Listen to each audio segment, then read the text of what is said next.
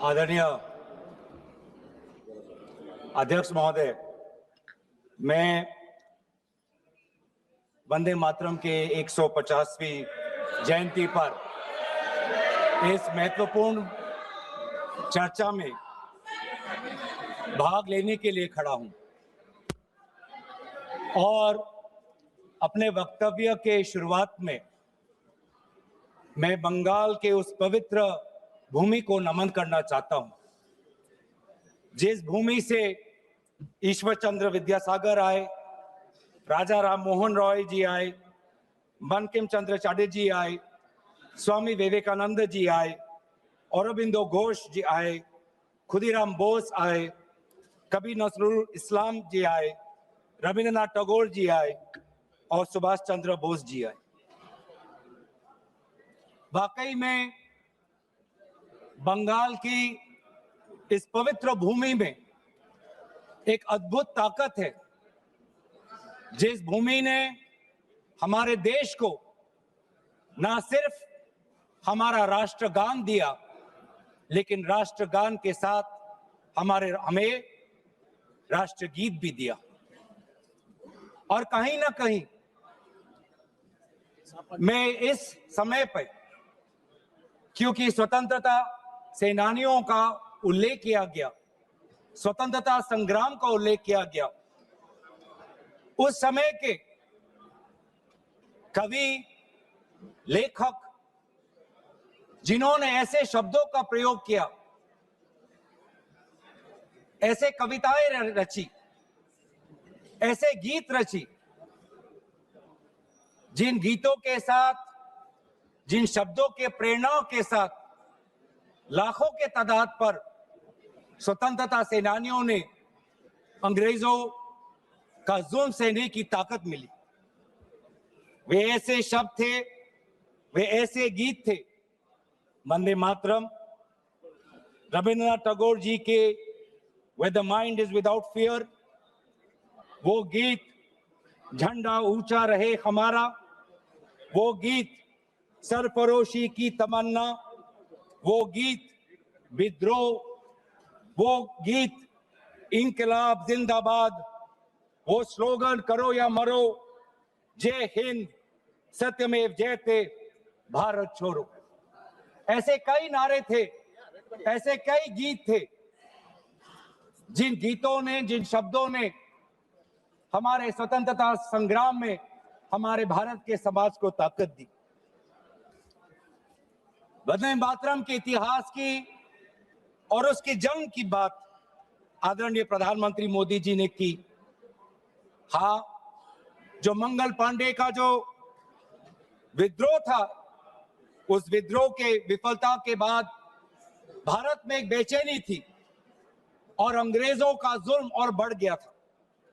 और ऐसे वक्त में 1872 में बंकिम चंद्र चटर्जी ने, जो पूरे बंगाल में जो रेनेसांस चल रहा था, जो भाषा के संदर्भ में जो एक क्रांति चल रही थी, उस क्रांति में वो भी एक महत्वपूर्ण धारा थी, जिस क्रांति में राजा राम मोहन रॉय भी थे, जिस क्रांति में ब्रह्मो समाज भी था। और उन्होंने 1872 में वो पहले दो पंक्ति लिखे जो आज हमारे राष्ट्रगीत के भाग में है। 1872-75 के बाद लगभग 9-10 सालों के बाद उन्होंने आनंद मत लिखा, जहां पर उन दो पंक्तियों में उन्होंने और कई पंक्तियां जोड़ी। और आनंद मत के संदर्भ में लिखा गया,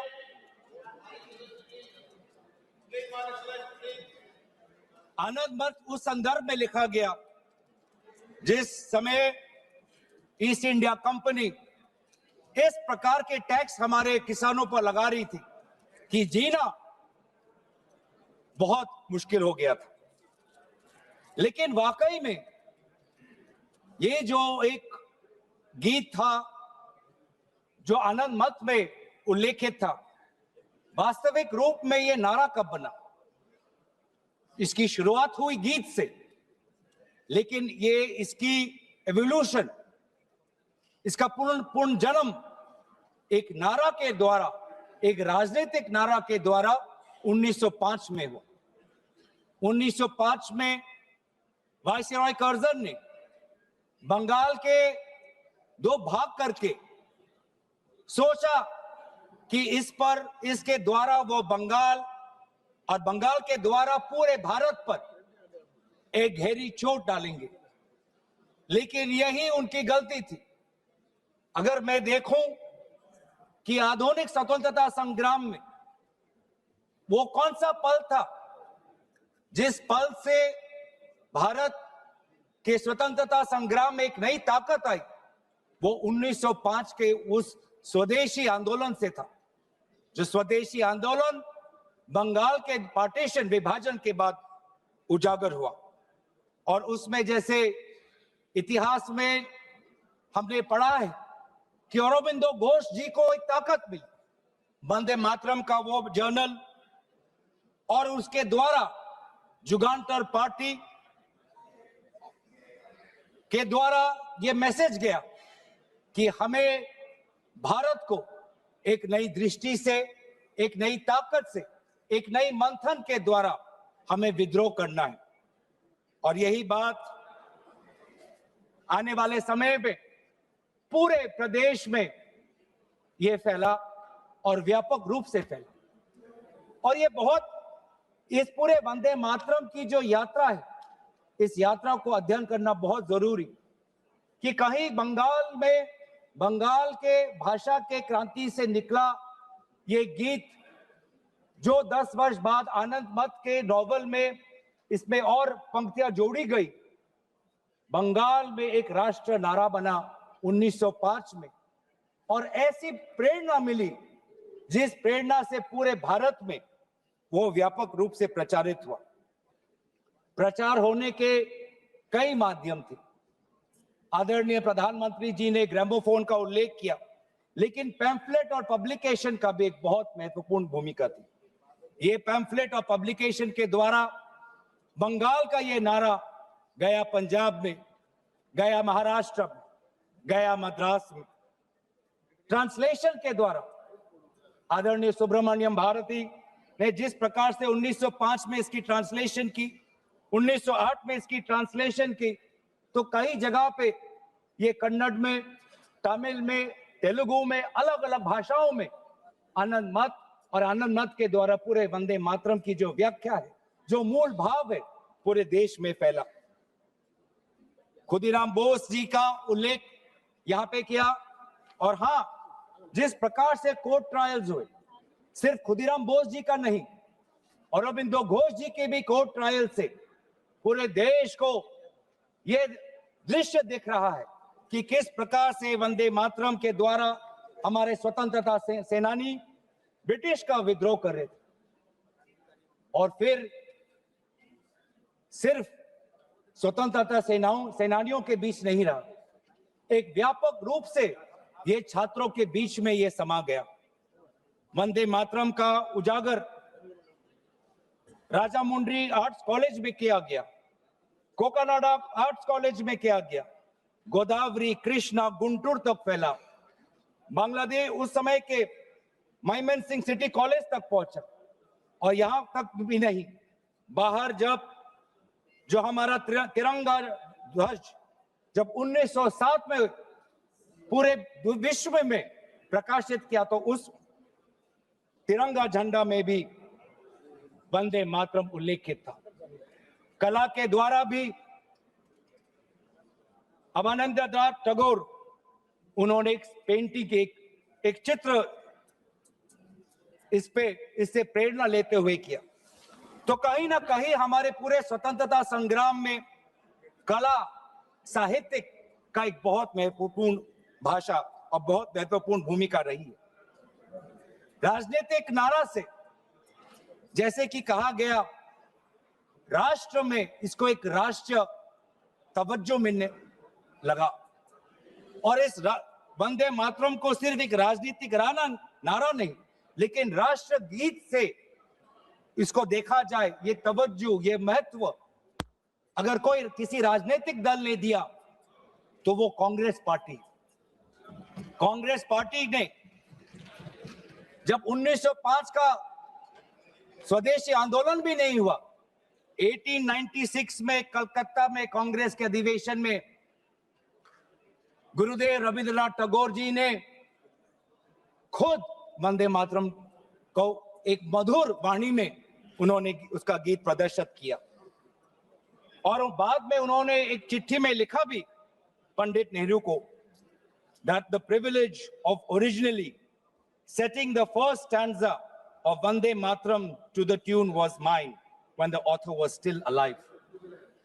और कहीं ना कहीं ये भी बताने की बहुत जरूरत है कि रविंद्रनाथ टैगोर जी बंकिम चंद्र चटर्जी को बहुत करीबी से उनको मिले और बंकिम चंद्र चटर्जी ने काफी समर्थन भी रविंद्रनाथ टैगोर जी को दिया। 1905 में स्वदेशी आंदोलन भी हुआ और 1905 में कांग्रेस का बनारस में अधिवेशन हुआ, जिस बनारस के अधिवेशन में अध्यक्ष कर रहे थे जी.के. गोखले साहब। और दोबारा 1905 के उस बनारस के अधिवेशन में सरला देव चौधरी जी ने वंदे मातरम का गीत प्रदर्शित किया। लेकिन इस 1905 के बनारस के अधिवेशन में उन्होंने वंदे मातरम में एक बहुत ही महत्वपूर्ण संशोधन वो लाए। वो संशोधन क्या था? जनसंख्या की। जो ओरिजिनल वंदे मातरम था, उस वंदे मातरम में जिस जनसंख्या का उजागर किया था वो था 7 करोड़ का। क्योंकि उस समय बंकिम चंद्र चटर्जी जिस संदर्भ में लिख रहे थे तो वो बंगाल के संदर्भ में लिख रहे थे, जिसमें बिहार भी था, उड़ीसा भी था, असम भी था, और इसीलिए उस संदर्भ में उन्होंने लिखा 7 करोड़। लेकिन जब 1905 में बनारस का अधिवेशन हुआ, उस 1905 के अधिवेशन में सरला देव चौधरी जी ने उस 7 करोड़ को 30 करोड़ करके पूरे एक राष्ट्र का तवज्जो वंदे मातरम को दिया। और वैसे ही महात्मा गांधी ने इंडिया ओपिनियन में उन्होंने लिखा, और 1907 में औरबिंदो घोष ने संध्या के मैगजीन में लिखा कि we want Swaraj for all sons of mother India.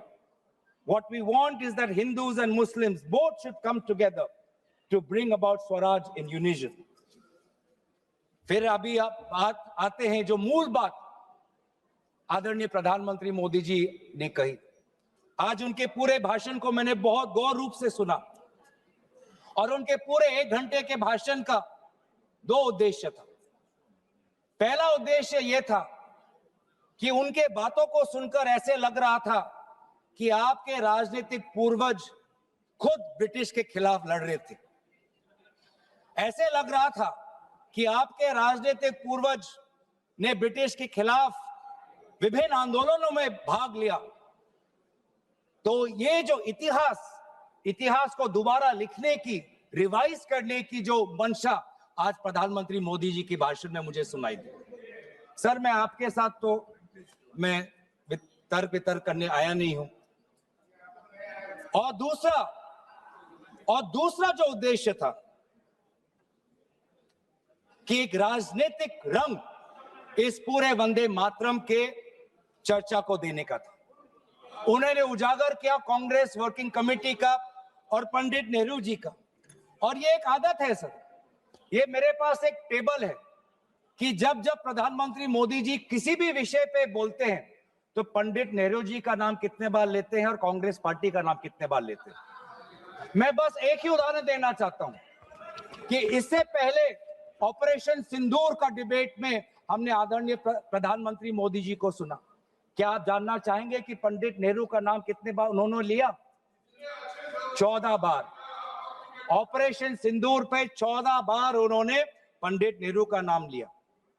और कांग्रेस पार्टी का कितने बार? 50 बार। वैसे ही जब संविधान का 75th एनिवर्सरी मनाया जा रहा था तब 10 बार पंडित नेहरू जी का नाम लिया और 26 बार कांग्रेस पार्टी का। उस प्रकार से जब 2022 में जब राष्ट्रपति अभिभाषण पे प्रधानमंत्री मोदी जी अपना बात रख रहे थे तो 15 बार पंडित नेहरू का नाम लिया। 2020 में, सर मैं आपके साथ तर्क वितर्क नहीं करने आया सर, 2020 में जब राष्ट्रपति अभिभाषण पे प्रधानमंत्री मोदी जी ने भाषण दिया तो 20 बार पंडित नेहरू का नाम लिया। तो इसीलिए उनका आज दूसरा उद्देश्य तो मैं समझ गया, लेकिन बड़े विनम्रता से मैं आदरणीय प्रधानमंत्री मोदी जी को मैं कहना चाहता हूं और उनके पूरे मैं दल को कहना चाहता हूं और पूरे इनके ढांचे को कहना चाहता हूं, आप चाहे जितना भी कोशिश कर लो, आप पंडित नेहरू जी के जो उनका योगदान था उस पे एक भी काला दाग आप लगाने में सक्षम नहीं होंगे। आप चाहे पूरे कोशिश कर लो, आप एक भी उन पे काला दाग लगाने में आप सफल नहीं होंगे। हाँ, कांग्रेस वर्किंग कमेटी में और उससे पहले मुस्लिम लीग का विद्रोह था। मुस्लिम लीग ये कहना चाहती थी कि पूरा वंदे मातरम को बहिष्कार करना चाहिए, पूरे वंदे मातरम को बहिष्कार करना चाहिए। लेकिन मुस्लिम लीग को यह अधिकार कहां से मिला? और क्या मुस्लिम लीग के अनुसार हमारा देश चलेगा?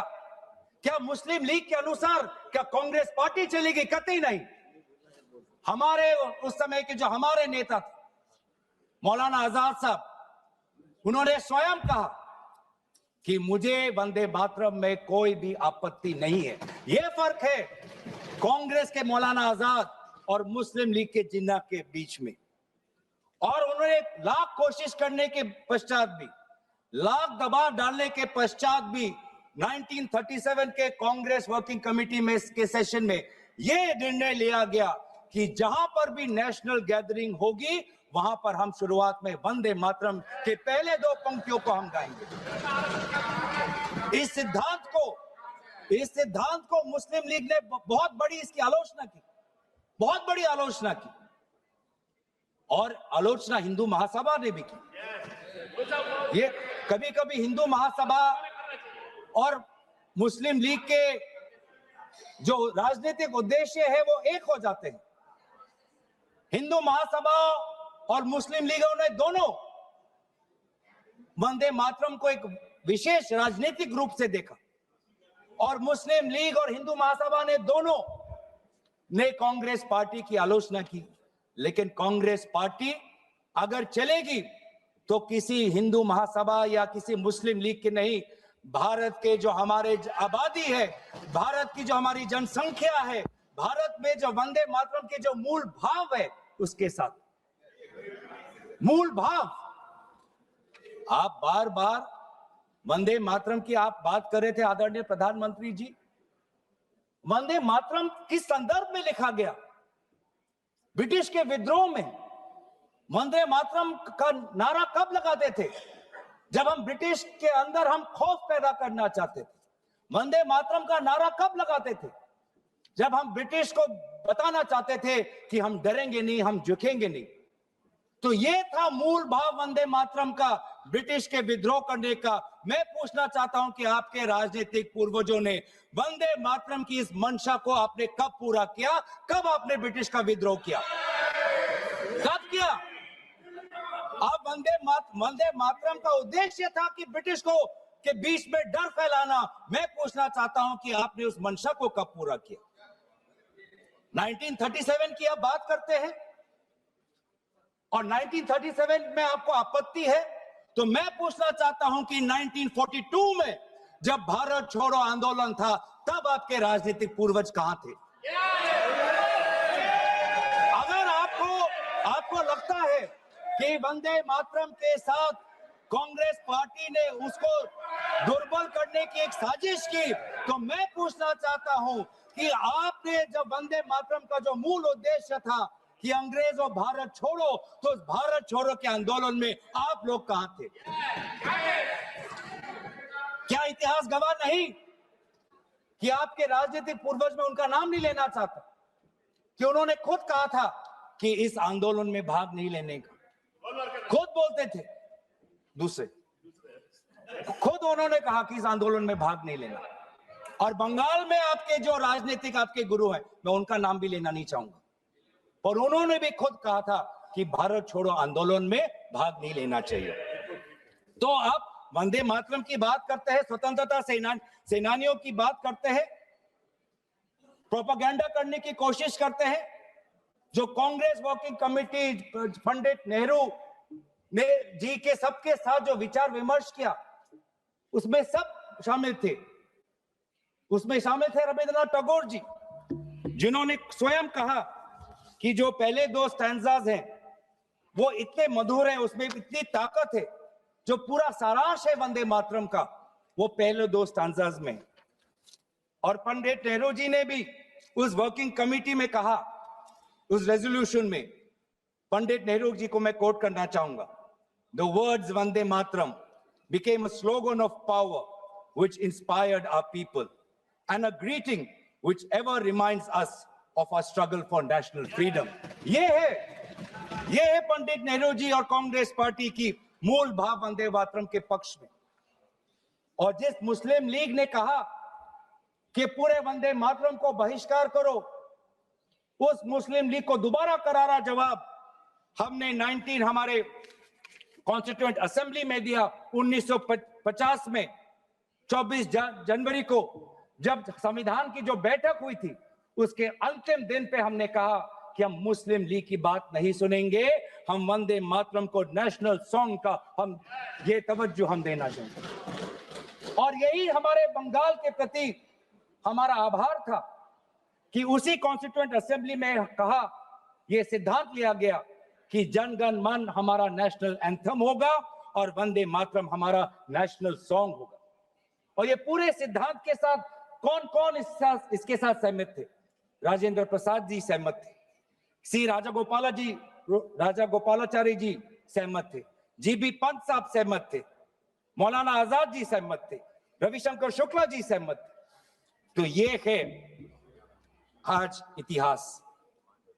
वास्तविक में अगर मैं बोलूं कि आपके पार्टी ने कभी बंगाल को समझने की कोशिश ही नहीं की।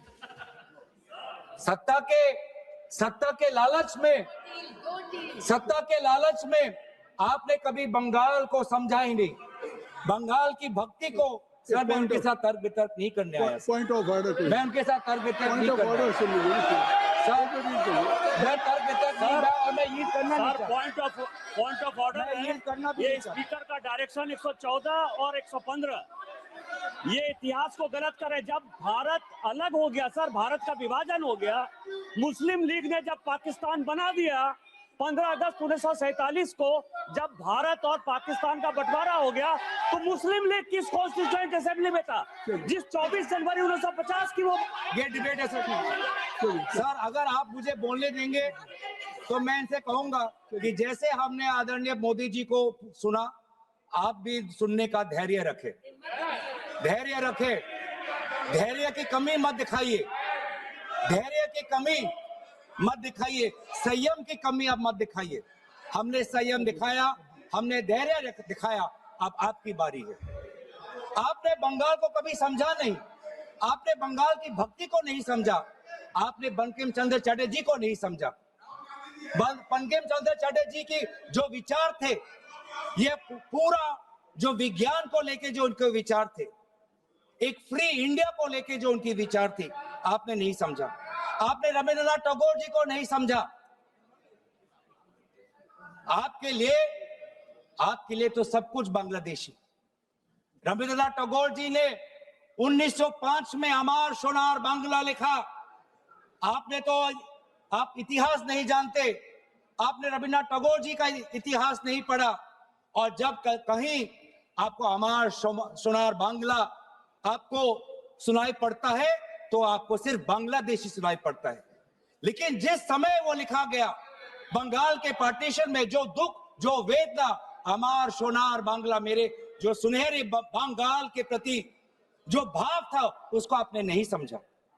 आप कभी दिल्ली में अगर बंगाली भाषा सुनते हैं तो उसको भी बांग्लादेशी कह देते हैं, उसको भी आप बांग्लादेशी कह देते हैं।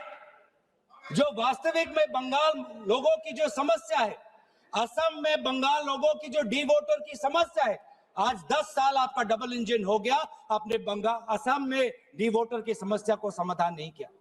असम में बंगाल के लोग आज अपने आप को भारतीय नागरिक कहना चाहते हैं, लेकिन आपने ऐसा कानून लेके आए हैं, अब असम में बंगाल के लोग अपने आप को भारतीय नागरिक नहीं, अपने आप को बांग्लादेशी का प्रमाण सरकार को देना पड़ रहा है। ये है आज इसीलिए ना आप बंगाल को समझे, ना आपने राष्ट्र को समझा। ये हम कह रहे हैं ना राष्ट्रगीत,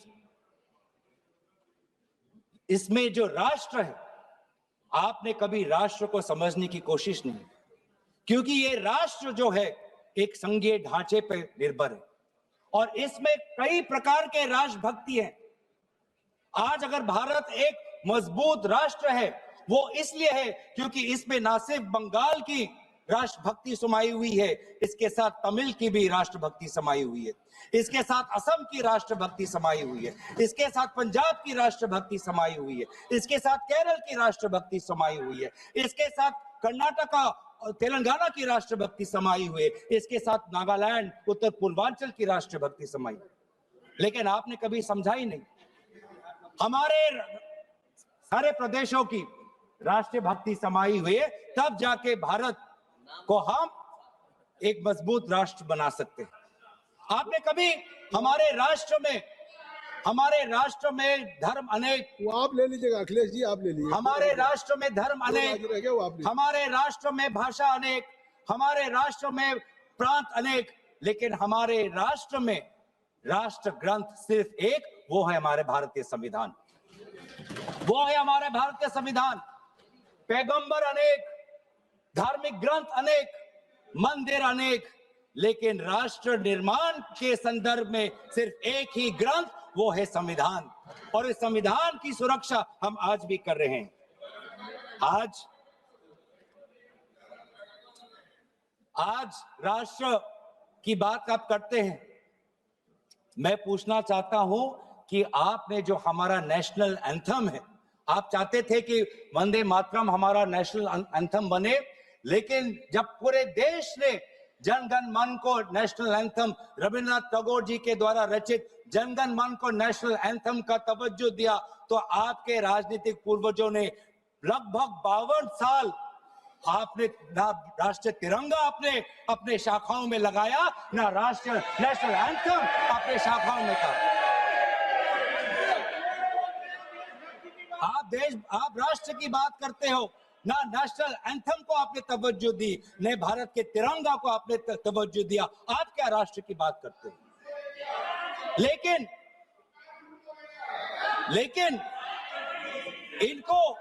इनको सत्ता का, इनकी जो परिभाषा है सत्ता की, वो अलग है। इनको लगता है कि अगर सत्ता मिल गया तो पूरे राष्ट्र पर ये शासन चलाएंगे। ये लोग, यही फर्क है। मैं समझ, यही। धन्यवाद संजय जायसवाल जी, धन्यवाद। क्योंकि हमारे लिए सत्ता शासन का नहीं, हमारे लिए सत्ता सेवा का माध्यम है, सेवा का माध्यम। ये फर्क है। ये संजय जी को आप धन्यवाद दे रहे हैं। ये फर्क है। ये संजय जी को आप धन्यवाद। आपके साथ तो मैं नहीं करना है, आपके साथ तो नहीं करना। ये फर्क है। राजतंत्र और लोकतंत्र में राजा शासन करना चाहता है और सेवक भारत के संविधान को सेवा करना चाहता है। ये फर्क है राजा और सेवक में। और आज यही हम देख रहे हैं कि आज हमारे भारत के लोग अनेक समस्या उठा रहे हैं, लेकिन उस समस्या का एक भी उल्लेख नहीं। सर, आज अगर हम राष्ट्र की बात कर रहे हैं, राष्ट्र के प्रति हमारे भक्ति की बात कर रहे हैं, राष्ट्र के प्रति आपकी सेवा के लिए धन्यवाद। सभापति महोदय, थोड़ा मुझे सुनिए। सभापति महोदय, मुझे हम राष्ट्र के प्रति हमारे कर्तव्य की बात के प्रति हमारे कर्तव्यों की हम बात कर रहे हैं। आज सदन पहली बार भारत के राजधानी में बम विस्फोरण हुआ, एक बार भी उसका उजागर आदरणीय प्रधानमंत्री मोदी जी नहीं किया। हम 150वीं जन्म जयंती वंदे मातरम की मना तो रहे, लेकिन क्या हम आज वर्तमान के भारत को सुरक्षा दे पा रहे हैं? क्या हमने दिल्ली के राजधानी में हमारे दिल्ली वासियों को हमने सुरक्षा दी? क्या हमने जम्मू कश्मीर में हमारे वहां के पर्यटकों को सुरक्षा दी? ये कर्तव्य नहीं है? हम कैसे मनाएंगे? ये वंदे मातरम की चर्चा करें। सर, विकसित भारत की बात कर सकते हैं तो वर्तमान की बात भी कर ही सकते हैं।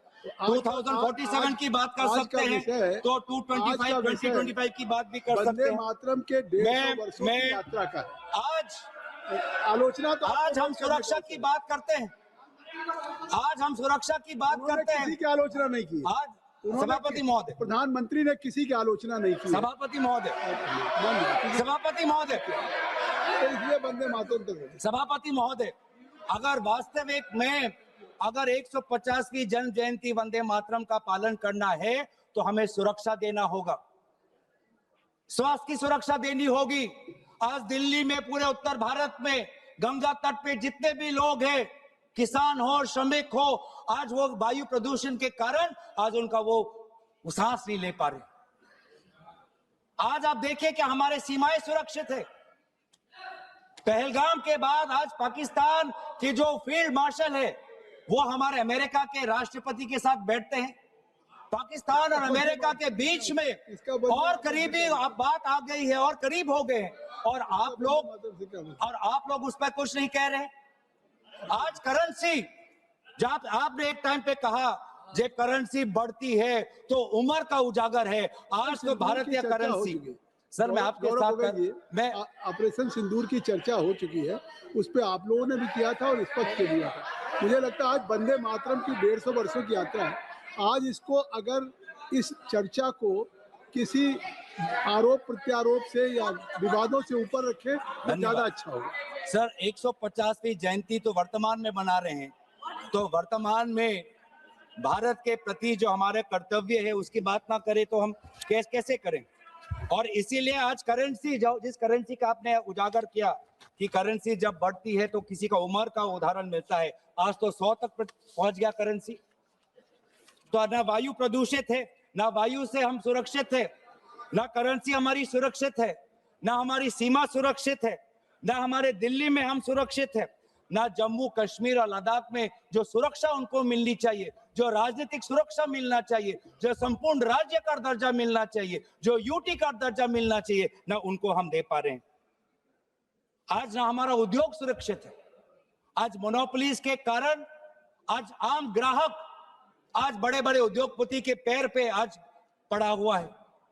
इंडिगो के आज हम देख रहे हैं कि एक मोनोपोली आई, जिस मोनोपोली के कारण आज आम व्यक्ति आज रो रहा है। आज एक आम व्यक्ति आज उसके घर उजड़ गए।